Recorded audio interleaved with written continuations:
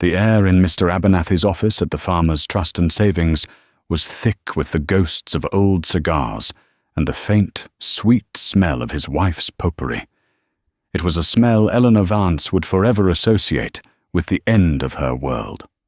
Outside, the May sun of 1972 was trying its best to warm the Iowa soil, but in this wood-paneled room, a winter chill had settled deep in her bones.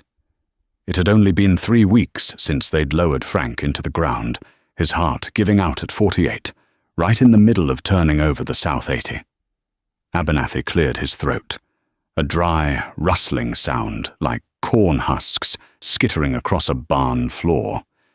He slid a ledger across the polished expanse of his desk. His fingers, soft and pale, tapped a column of numbers that made Eleanor's vision swim. "Eleanor," he began, his voice a practiced, gentle murmur he reserved for widows and foreclosures. Frank was a good man, a forward-thinking man. He wanted the best for this farm. For you. She said nothing. She just stared at the final figure at the bottom of the page, circled in red ink. $50,000. It was a number so vast, so impossibly heavy, it felt like a physical weight pressing down on her chest. He was so proud of the new rig, Abernathy continued, gesturing vaguely toward the window. That International 1066, top of the line, turbocharged diesel, 125 horsepower at the PTO. He said it would cut his spring tillage time in half. Bought the new 6-bottom International plow to go with it.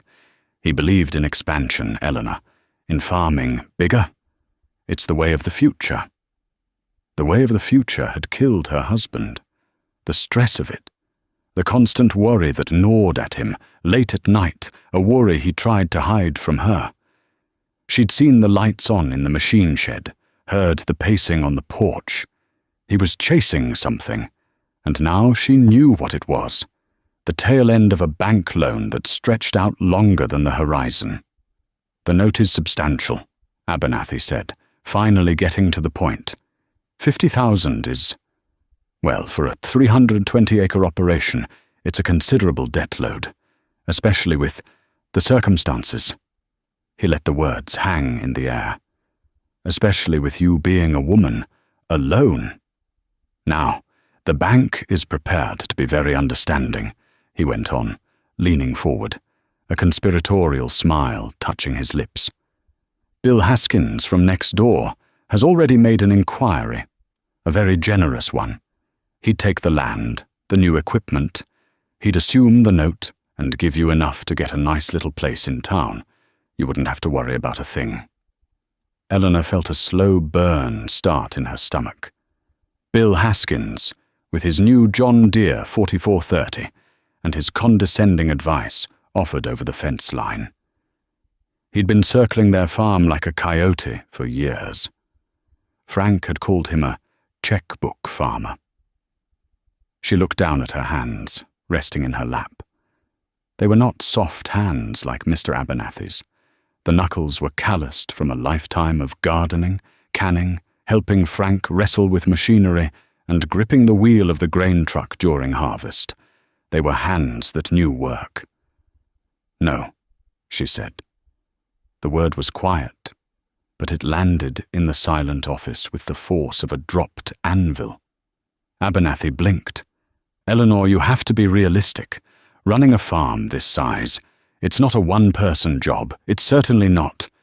He stopped himself, but the words were already there. Not a woman's job. "I'll make the payments," she said, her voice gaining strength. She looked up and met his gaze, and for the first time, he saw the flicker of Vance stubbornness that Frank had been famous for. "The corn is in the ground. I'll see it through harvest. I'll make the payments." He sighed, a long, weary exhalation of defeat. He shuffled the papers back into a neat stack. "The first payment is due July 1st, $612. He said it like a death sentence. Eleanor stood, her movements stiff. She walked out of the office, the bell over the bank's door tinkling softly behind her. She didn't look at the new International, gleaming like a giant red monument to Frank's ambition and debt, parked by the co-op. Instead, she drove the old Ford Falcon back to the farm, a cloud of dust trailing behind her on the gravel road. She walked past the house, past the big machine shed where the 1066 sat, silent and imposing. She went to the old sagging barn, the one Frank's father had built with his own 2 hands. The air inside was cool and smelled of hay, old oil, and time. In the back, under a canvas tarp stiff with dirt and age, was a lump of faded red metal. She pulled the cover off. It was a 1949 Farmall M. Frank's father had bought it new. It was the tractor Frank had learned to drive on, the tractor that had ploughed, planted, and cultivated these very fields for over 20 years before Frank got the itch for more horsepower. Its narrow front end, the simple steering wheel, the iron seat. It looked like a museum piece, but it was paid for. It was simple, and it was hers. The engine hadn't been turned over in 5 years. The tires were cracked and flat. A fine layer of dust and bird droppings covered the red paint, which was faded to a dull orange in places. As she stood there, running a hand over the cold, dusty hood, Bill Haskin's pickup truck pulled into her lane. He got out, a big man with a confident swagger, his new work boots crunching on the gravel. "Heard you were at the bank, Ellie," he said, his voice dripping with false sympathy. He peered into the dark barn, his eyes landing on the old Farmall. A smirk played on his lips. "Lord, I haven't seen one of those run in years. You're not seriously thinking of trying to farm with that relic, are you?" "It's what I've got, Bill," she said, her voice flat. "Listen, Ellie, my offer stands. You can't farm 320 acres with a 30-horsepower tractor. It's just not possible anymore. You'll kill yourself trying. Be smart about this. Sell to me. Walk away clean." She looked from Haskins's smug face to the old tractor. It was more than iron and steel. It was her husband's boyhood. It was his father's legacy. It was the only thing on this entire farm, besides the land itself, that the bank didn't own. It was her only weapon. "I'd appreciate it if you'd get off my property, Bill," she said, turning her back on him to face the tractor. She heard him curse under his breath, heard the truck door slam and the engine roar to life, spitting gravel as he sped away. The silence that returned was profound. It was just her and the old Farmall standing against the world. Now, before we go any further into this story, I want to ask you all a question. Have you ever had someone tell you that you couldn't do something? That your old ways or your old tools just weren't good enough for the modern world? Maybe it was a boss, a neighbor, or even a family member. Let me know down in the comments what that was, and if you got the satisfaction of proving them wrong. Because that's exactly what Eleanor Vance was about, to pour every ounce of her soul into doing. The first battle was just to bring the old soldier back to life. The 6-volt battery was as dead as a stone. The gasoline in the tank had long since turned to a foul-smelling varnish. She found the owner's manual in a greasy box in the workshop, its pages soft and stained with the fingerprints of Frank and his father.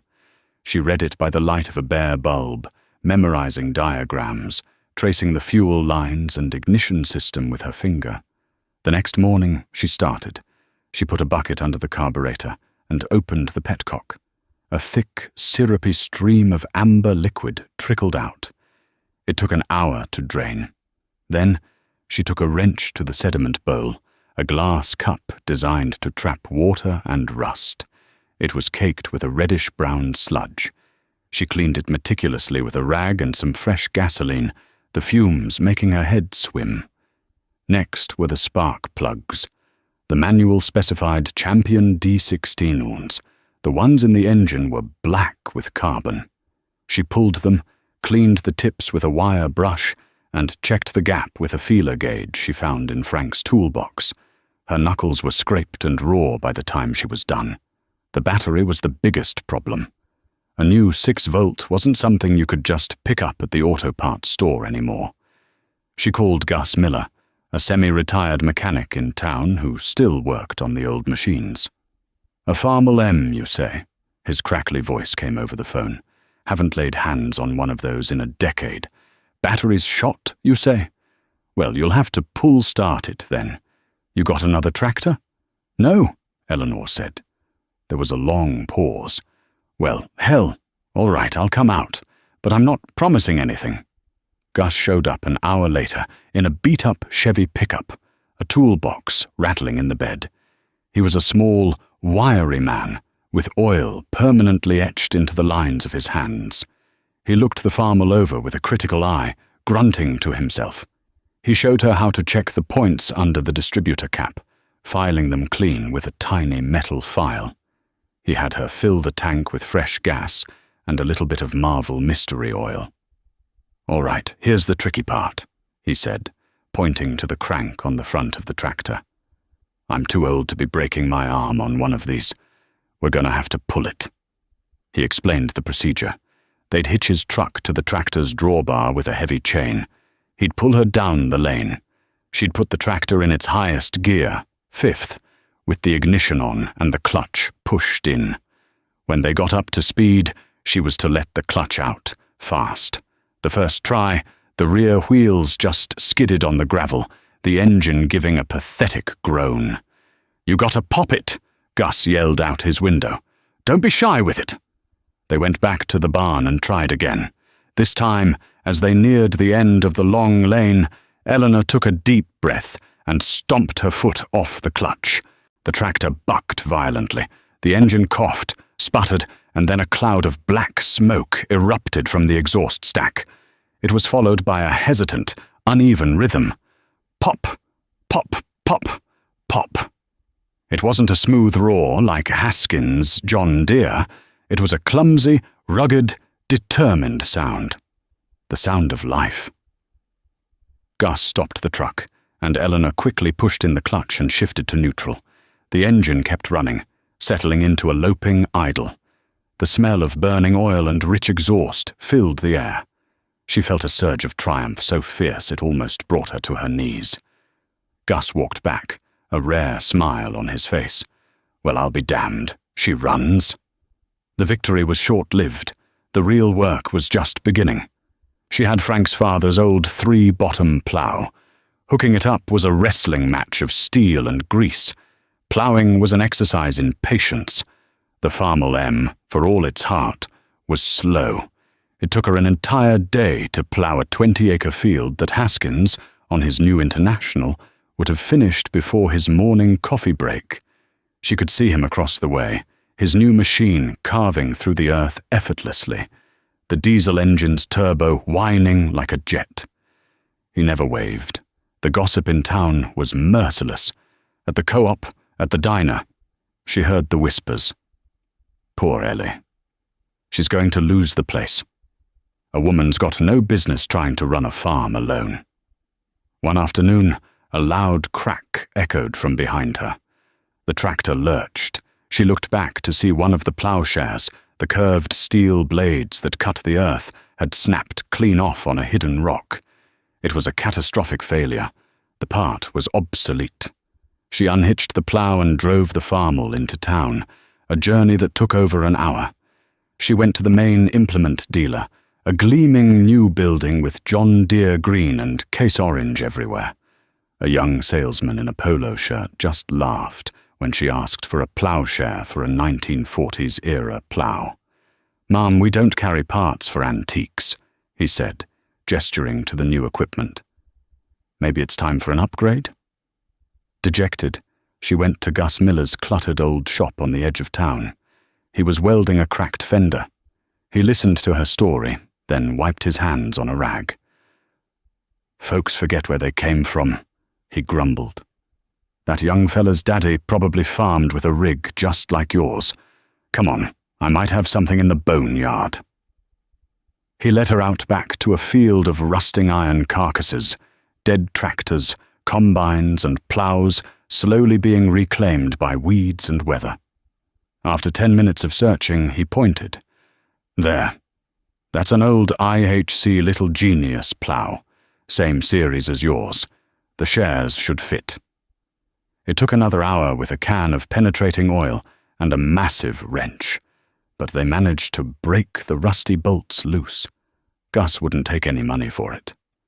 Just keep that old girl running, he said, patting the Farmall's fender. It does my heart good to see one still earning its keep. Eleanor went home, her hands bleeding from wrestling with the rusty bolts, and fitted the new share. As the sun set, casting long shadows across the half-ploughed field, she fired up the M again. The pop-pop-pop of the engine was the only sound for miles around, a lonely heartbeat in the vast, quiet landscape. It was a small victory in a war she was still a long way from winning. The years began to blur into a cycle of seasons, each one defined by the steady, unhurried rhythm of the old Farmall. Spring was for ploughing and planting, the M pulling the 2-row corn planter at a crawl, Eleanor's back aching from the stiff iron seat. Summer was for cultivating, steering the tractor precisely between the tender green rows of corn and soybeans, the sun beating down on the red hood until waves of heat shimmered up from it. Then, something shifted. The world outside her 320 acres began to change. It was 1973, and the news on the radio was all about grain sales to the Soviet Union. President Nixon's Secretary of Agriculture, Earl Butz, was on the airwaves, his voice booming with optimism, telling farmers to get big or get out, to plant fence-row to fence-row. Commodity prices, which had been stagnant for years, suddenly skyrocketed. Corn went from $1.50 a bushel to $3, then higher. For farmers with new equipment and big acreage, it was like a gold rush. Bill Haskins was at the forefront. He bought the 80 acres bordering Eleanor's property to the west. He traded in his year-old 1066 for a brand new 4-wheel drive Steiger, a monstrous green machine that looked like it belonged on another planet. He built new grain bins, bought a new combine. Every time Eleanor went to town, she saw him in a new Ford F-250, a wide grin on his face. He stopped by her place one evening, leaning against his shiny truck while she was greasing the fittings on the Farmall. "Ellie, you're working yourself to the bone for peanuts," he said, his tone a mix of pity and arrogance. "Corn's at $3.50. You're leaving a fortune in the field with this old-timey operation. Let me rent your ground. I'll give you a fair price. You could make more money sitting on your porch than you do breaking your back out here." "I'm doing all right, Bill," she said, not looking at him, focusing on pumping grease into a zerk on the front axle. "All right?" He laughed. "I cleared $60,000 last year. This year it'll be closer to 100. The bank's giving money away. You're sitting on a gold mine and trying to dig it out with a teaspoon." What he didn't understand, what none of them did, was her cost of operation. His new Steiger burned 30 gallons of diesel an hour. Her little Farmall sipped 5 gallons of gas in a long afternoon. When his complex machinery broke down, it meant a $500 visit from a dealership mechanic.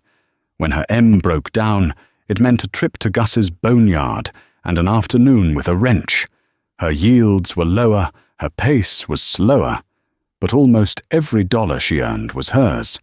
Every month, she drove to town and walked into the farmer's trust and savings. She'd walk past the loan officers' desks, where men like Haskins were signing papers for ever larger loans, and she'd go straight to the teller's window. She'd hand over a check, sometimes for the exact payment, sometimes for a little more. Mr. Abernathy would see her from his office and give her a polite, questioning nod. He couldn't understand it. In his world of leveraged assets and aggressive expansion, Eleanor Vance was an anomaly, a ghost from a bygone era. He saw Haskins getting richer, his name on more and more deeds down at the county courthouse, and he saw progress. He saw Eleanor in her faded work clothes with grease under her fingernails, and he saw a stubborn woman postponing the inevitable.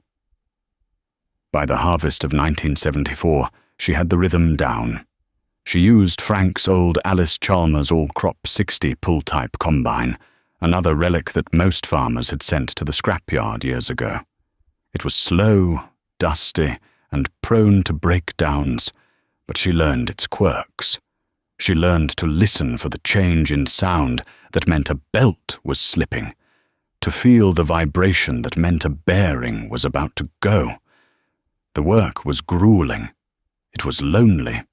From the seat of her tractor, she watched the world rush by. She saw her neighbors' operations swell, their farms becoming vast, consolidated enterprises run on debt and diesel.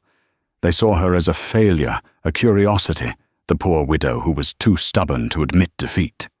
One hot afternoon in August, she was in the town diner, waiting for Gus to finish with a part she needed. The place was buzzing with talk of land prices and interest rates. "I heard the Peterson place went for $2,000 an acre," one farmer exclaimed. "Can you believe it? 5 years ago, you couldn't give that land away." "And the bank's only charging 8%, another chimed in. "It's free money. You'd be a fool not to borrow every dime they'll give you." The talk was giddy, feverish. It felt unreal. Eleanor just stirred her iced tea, the bank statement heavy in her purse. The original $50,000 debt was now down to $38,000. It felt like a monumental achievement. But in this room, it was nothing. These men were talking about loans in the hundreds of thousands. Gus slid into the booth opposite her, his coffee cup rattling in its saucer. He'd heard the talk. He looked at the celebrating farmers, then at Eleanor. "I've seen this before," he said quietly, his voice a low rumble. "Back in the 20s. Everyone thought the party would last forever then, too. Prices were high, land was booming." He took a slow sip of his coffee. "When the music's this loud, Eleanor, you better be listening real close for when it stops." She looked out the diner window. A brand new grain truck, bigger than her barn, with Bill Haskins's name painted proudly on the door, rumbled past, heading for the elevator. A chill traced its way down her spine, a cold premonition that had nothing to do with the diner's air conditioning. The whole world seemed to be caught in a frantic, debt-fueled dance, and she was the only one standing still, listening to the quiet, steady rhythm of her own heart and the pop-pop-pop of an old engine. The summer of 1978 was born in brass and died in dust. The rains of May never came, and by June, the corn in Eleanor's fields was stunted, the leaves curling in on themselves by midday as if in prayer for a drop of moisture. The sky remained a vast, indifferent blue, bleached pale by a relentless sun. The ponds on her property shrank, their edges cracking into intricate mosaics of dried mud. The steady pop, pop, pop of the Farmall M seemed louder in the oppressive silence, a solitary pulse of defiance against a dying landscape. For Eleanor, the drought was a hardship. For Bill Haskins, it was the beginning of a catastrophe. His operation was a finely tuned, high-input machine that depended on massive yields to service its massive debt. He had fertilized for 200 bushels to the acre, sprayed expensive herbicides, and planted the newest, priciest hybrid seed. Now, his corn was burning up in the fields just like hers, but every withered stalk represented a far greater loss. His cost was in the hundreds of dollars per acre before the first seed even hit the ground. Hers was a fraction of that. One sweltering July afternoon, she saw the dealership's service truck parked in his lane. It was there for 2 days. The gossip at the co-op was that the transmission had gone out on his 4-year-old Steiger. It was a complex planetary gear system, a world away from the simple, rugged gears in her Farmall. The repair bill, they whispered, was over $10,000. Later that week, she saw him on his own, wrestling with the duels on his new International Combine, his face streaked with grease and fury, a wrench in his hand. The confident swagger was gone, replaced by a frantic, brittle energy. The new, complex machines that were supposed to bring him freedom and fortune were becoming his masters, demanding tribute in the form of cash he didn't have from a crop that was failing. Eleanor kept working. She cultivated her soybeans, trying to conserve what little moisture was left in the ground. The old M didn't have an air-conditioned cab. She worked under the wide brim of a straw hat, her shirt soaked with sweat, a fine layer of dust coating her skin. But the tractor never failed her. It asked only for gasoline, a little oil, and the occasional turn of a wrench. It was an honest transaction. The first real crack in Haskins' empire appeared not in his fields, but on the radio. A man with a grave voice started talking about something called the prime interest rate. He mentioned the Federal Reserve, a man named Paul Volcker, and a war on inflation. To Eleanor, whose only debt was a fixed-rate note on the farm, the words were abstract, like news from a foreign country. To Bill Haskins, who had financed his expansion on a series of variable-rate operating loans, those words were a death sentence being written in real time. That fall, the harvest was dismal. Eleanor's corn made 60 bushels to the acre, a disaster by normal standards, but enough. She filled her small cribs, paid her property taxes, and sent an extra $500 to the bank. Haskins, with his vast acreage, harvested thousands of bushels, but it was a fraction of what he had promised the bank. He had to sell it all immediately, at a low harvest time price, and it wasn't enough. The lights in his machine shed burned late into the night, but it wasn't the confident glow of a man planning his next conquest. It was the frantic light of a man trying to hold back the dark. The rain finally returned that autumn, a cold, miserable drizzle that seemed to mock the dead fields. It was too little, too late. But it wasn't the drought that would break the back of the American heartland. It was a storm of a different kind, one gathering not in the sky, but in the sterile boardrooms of Washington and the hushed offices of the Farmers' Trust and Savings. The music Gus Miller had warned her about was about to stop, and there weren't nearly enough chairs for everyone.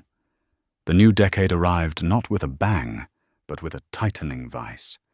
In 1980, President Carter announced a grain embargo against the Soviet Union in response to their invasion of Afghanistan.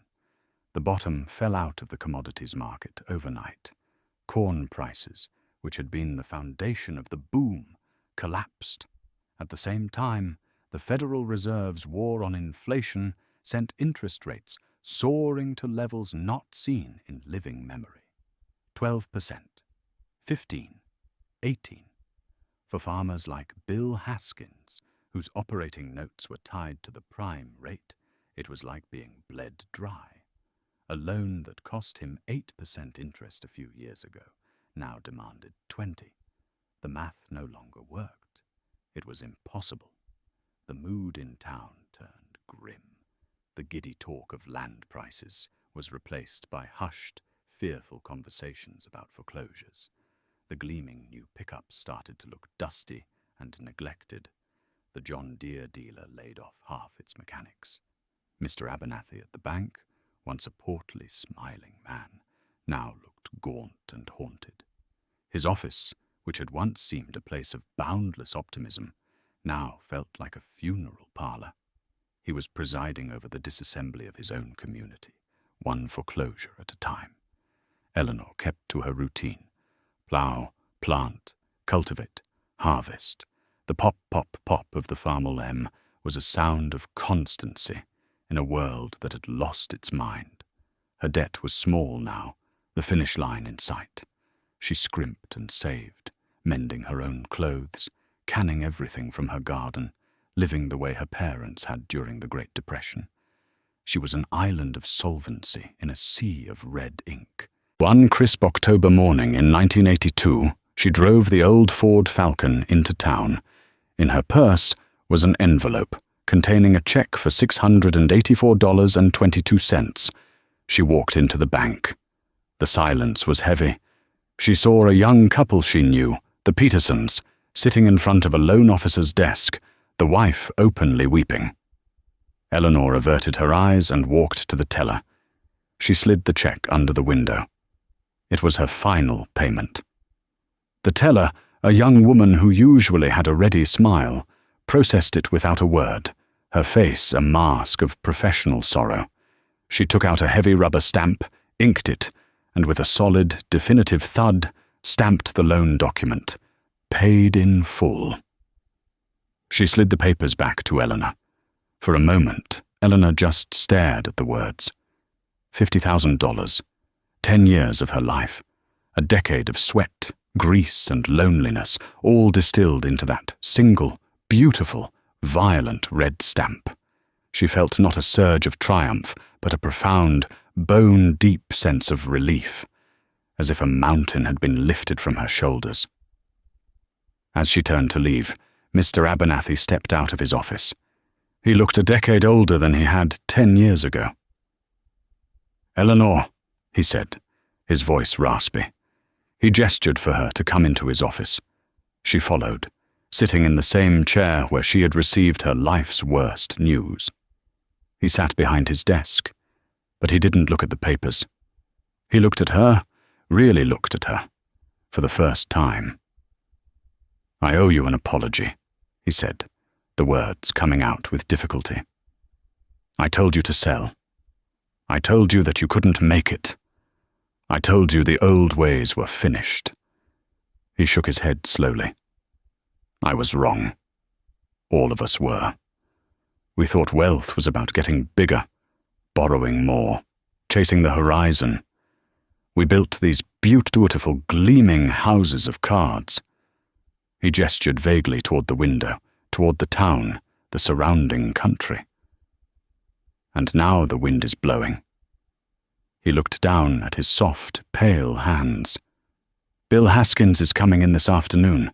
We're signing the papers. The bank is taking it all back. The land, the equipment, everything." Eleanor felt a pang of something. Not pity, exactly, but a shared, sorrowful understanding of the unforgiving nature of the land and the numbers. "You survived, Eleanor," Abernathy said, his voice full of a weary respect. "You know why? Because you remembered the most important rule of farming, the one we all forgot. You don't bet the farm. Ever." She walked out of the bank, the paid-off note clutched in her hand, the bell on the door tinkling softly behind her. The world outside looked the same, but it was entirely different. It was hers. Every last acre. The auction was set for a Saturday in early November. A cold, bitter wind scoured the bare fields, whipping dust and corn stalks across the gravel lane leading to Bill Haskins's farm. The yard was packed with the pickup trucks of his neighbors, friends, and creditors. They were not here to gloat. They were here as witnesses, as mourners, and as scavengers, hoping to pick up a bargain from the wreckage of a man's dream. It was a grim ritual Eleanor had seen before, but never this close. She parked the Falcon down the road and walked up the lane, pulling her thin coat tighter. The big modern house Haskins had built already looked empty, its windows like vacant eyes. His wife, a woman who had always held her head high at church, was nowhere to be seen. The equipment was lined up in neat, funereal rows. The monstrous Steiger, the big international combine with its 20-foot grain head, the row of gleaming plows and planters. They looked like dinosaurs awaiting extinction, monuments to an ambition that had outrun reality. Bill Haskins stood near the machine shed, a ghost on his own land. He was thinner, his face etched with lines of sleeplessness and defeat. He wore a clean but frayed flannel shirt, the uniform of a man who had lost everything but a sliver of his pride. He watched as the auctioneer, a fast-talking man with a portable microphone, began to chant, his voice echoing across the yard. "All right, folks, let's get started here. Got a fine line of equipment, a real opportunity for you today." Eleanor didn't watch the big machinery sell. She knew it would go for pennies on the dollar to larger operators from another county, men who had weathered the storm better. Instead, she drifted toward the smaller items laid out on hay racks: tool chests, welders, air compressors, chainsaws, the intimate tools of a farmer's life. She saw a small, metal-topped workbench, its surface scarred and stained with oil. On it sat a heavy-duty bench vise and a grinder, tools Frank had always wanted, but they could never afford. She saw Bill's gaze drift toward them, a flicker of memory in his eyes. These weren't tools of expansion, they were tools of repair, of maintenance, of holding things together. When the auctioneer got to the workbench, the bidding was sluggish. These weren't the glamorous items. Eleanor raised her hand. $50. Another man bid $60. She came back at $75. The other bidder shook his head. "Sold!" the auctioneer cried, pointing at her. "For $75 to the lady in the brown coat." After the auctioneer moved on, she walked over to Bill. He wouldn't meet her eyes. He just stared at the ground, his hands shoved deep in his pockets. "Bill," she said quietly. He finally looked up. The arrogance was gone, replaced by a hollow, aching shame. "Come to see the show, Ellie. Come to say you told me so." "No," she said. "I came to buy you your workbench back." He stared at her, uncomprehending. "A man needs his tools," she said simply. "I'll leave it in your machine shed. You can pick it up whenever you want." Tears welled in his eyes. He tried to speak, but the words wouldn't come. He just nodded, a single, jerky motion of gratitude and surrender. Eleanor didn't stay for the rest. She walked back to her car, the cold wind at her back. She had not come for vengeance. She had come to close a chapter. In the years that followed, the story of Eleanor Vance became a quiet legend in the county. While other farms were sold, consolidated, and swallowed by corporations, the 320 acres of the Vance farm remained. The bank, now wary of large agricultural loans, offered to sell her the 80 acres that had once belonged to Haskins, the piece of land that bordered her western fence line. She bought it, not with a loan, but with cash saved from 2 good harvests. She paid less than a third of what Bill had paid for it in the heady days of the boom. She never bought a new tractor. The Farmall M remained her workhorse. Gus Miller helped her rebuild the engine one winter, fitting it with new sleeves and pistons, giving it a new lease on life. He told her the talk in town had changed. They no longer called her the poor widow. They called her smart. They called her a survivor. Young farmers, wary of the banks, would sometimes stop by, asking her advice. She'd give them a cup of coffee and tell them about the M. She'd tell them about the difference between price and value, between getting big and being strong. Bill Haskins and his wife moved to town. He got a job at the co-op, driving a feed truck.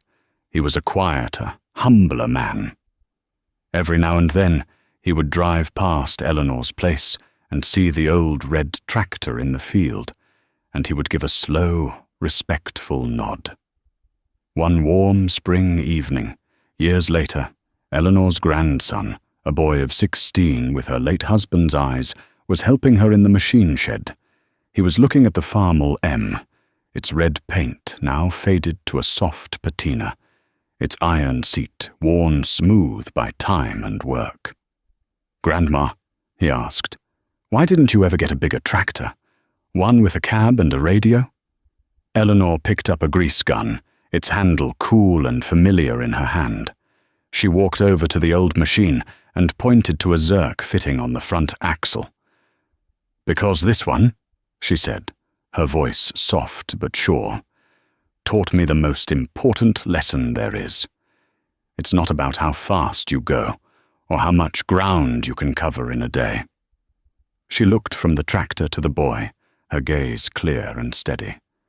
"It's about knowing the difference between what you own and what owns you. This tractor, we own it, free and clear, and that's a feeling no amount of horsepower can ever buy." She handed him the grease gun. "Now, give her 2 pumps. She's earned it." The boy took the tool, and as the sun set over the Iowa fields, casting a golden light on the old red tractor, the quiet squeak of the grease gun was the only sound, a small act of care for a machine that had saved them all, a humble monument of iron and resilience standing firm in the heart of the land.